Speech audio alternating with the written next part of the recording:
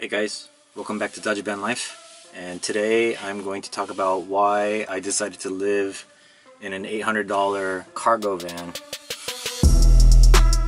So I decided to live in this cargo van, well, first of all because I guess it's somewhat socially acceptable to do so now, so there's that.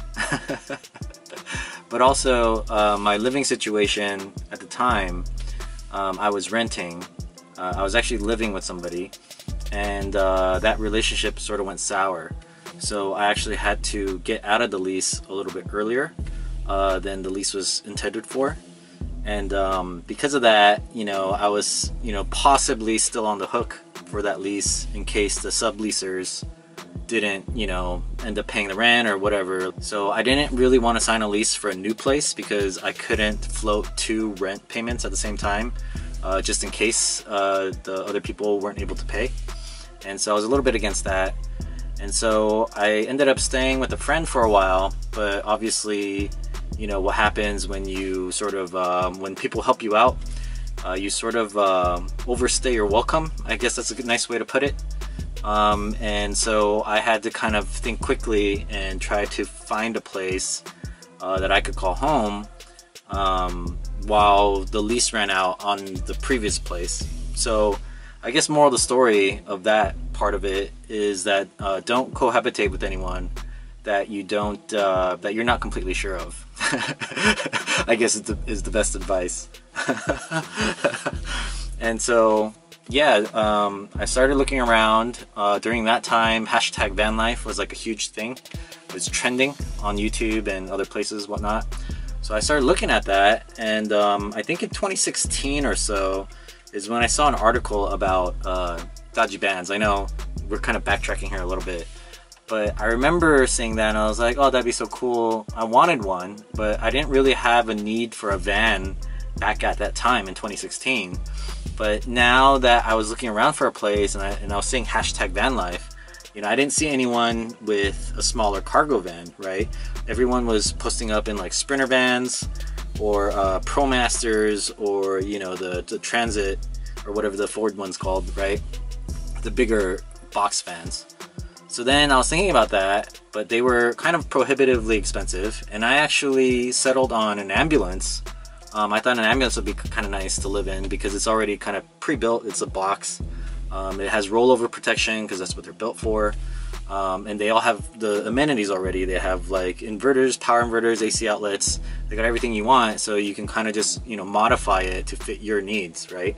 So that's what I was looking for at first, and I found one, but I missed it. Like someone had bought it. I found like a Ford E350, I think, a cutaway ambulance with a box on it, and it had the turbo diesel, the 7.3. Which is the nice one, right? That's the one you want because it lasts forever, pretty much like 1,000,000 miles. So then I looked into getting that, but I was like one step too late and I missed out on that. And then I was searching for these things on Craigslist, and I happened to see this van for sale for $800, and it was listed as a 3.9 Magnum, not the 5.2 that it is. It was a V6, right? The 3.9 is a V6. And so I was thinking about it, and I was like, a Sprinter van and everything would be nice, and the ambulance would be nice, but realistically, those things are really big, and to stealth camp in the city, you need to be able to park these things, right? Like, in kind of tight spaces for the most part. And having a big van like that, it'd be harder to find parking. So when I saw this van, I was like, wait, that's just like a normal cargo van. It can pretty much fit anywhere. I mean, it is a little bit bigger. It's not the short wheelbase, which I would have preferred just for the looks. But this is the 139 wheelbase, which is slightly longer. It's not the extended one, right? Not the passenger van. So I was like, oh, maybe I'll just go take a look at it, and then, if it's okay, then I don't know. I'll just go look at it. And that was kind of the idea at first. So when I went to go take a look at this, I got there, and I guess it'd been sitting for a few months at least, and it was pretty rough, right? I mean, you've seen some of the pictures of this thing. If not, you could just trust me when I say it wasn't it wasn't in great condition. But then I got in the driver's seat and I turned it over, and it started right up. and I checked all the things. I, you know, took some courses in automotive electricity. Is that how you say it? Yeah. So I almost became an automotive electrician for a while when I was a lot younger, but I decided against that. But anyway, so I know a little bit, and so I was checking things through, but the engine was good, and all the electrical was good, and the transmission seemed okay, like pretty decent, you know? And so I was like, well, that's really for a car, that's like the main, you know, bits and pieces of it. The suspension was completely shot though, like it had absolutely no suspension, like the shocks were done, the springs were pretty old, all the tie rods, everything, all the connecting pieces were, steering linkage was all bad, all that stuff was bad. But then, you know, because, you know, Dajiban, well, I'm gonna change all the suspension components anyway, you know what I mean? And I'm gonna lower it, and I'm gonna replace all the, you know, all that stuff anyway, so that it handles better. So I was like, wow, this is perfect, because the engine's great, the electrical's great, there's no issues, no check engine lights, nothing, right? So then, yeah, that's when I decided, okay, fine, we're gonna do this, and I handed over the 800 bucks. And I picked this thing up. And so that was the day I decided to live in it. It wasn't only to escape the lease that I was in, right, at the time, but also just, you know, when I, once I moved out of my old place, I was kind of in a kind of a bad place, you know what I mean? Just emotionally and mentally and stuff, and also even physically, I would say. Not that, you know, it looks much better now. I've actually lost weight. It doesn't look like it. But anyway, in order to get out of the dark place that I was in, I decided to start going to the gym and working out, you know what I mean, to, you know, get those endorphins going, just to feel better about myself, in a way, as a man. So once I started doing that though, I was spending about 2 hours in the gym every day after work, and the gym that I go to had showers also, so I would also shower there.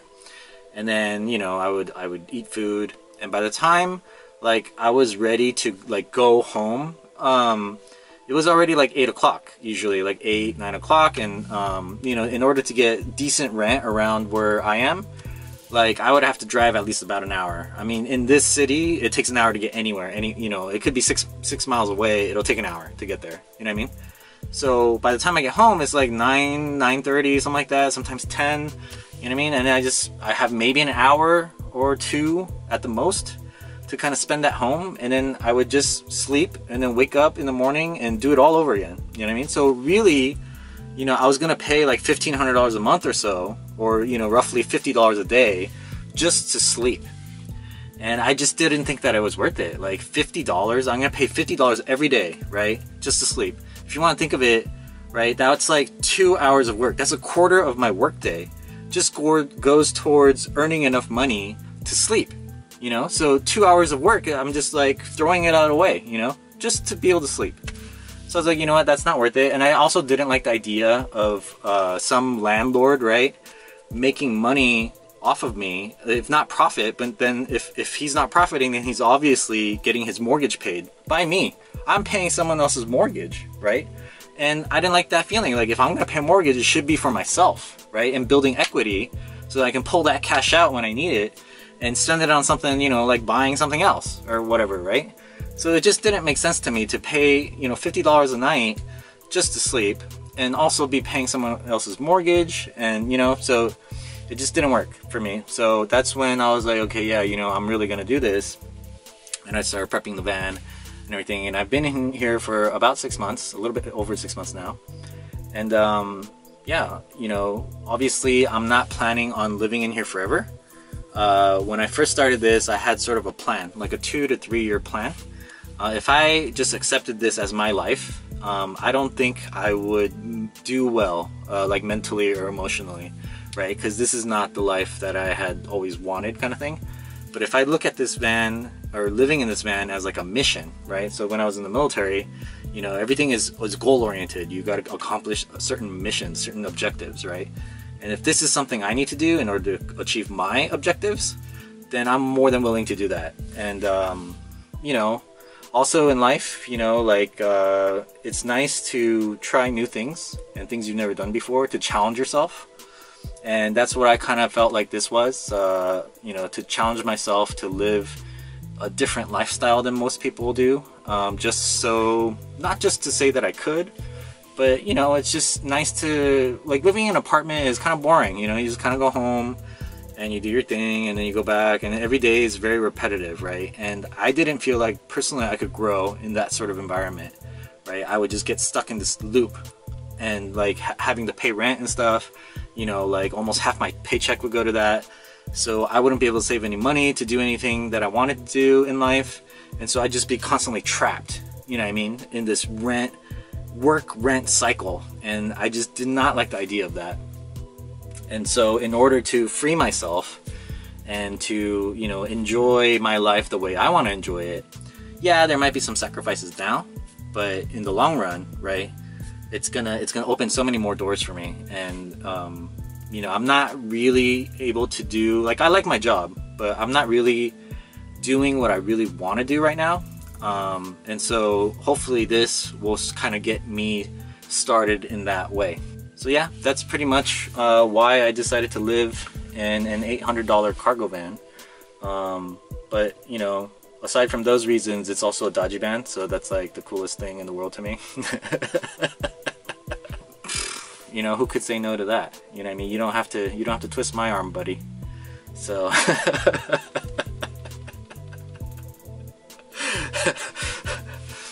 so yeah, now I'll probably be uploading on the regular schedule again, so I won't be missing too many videos.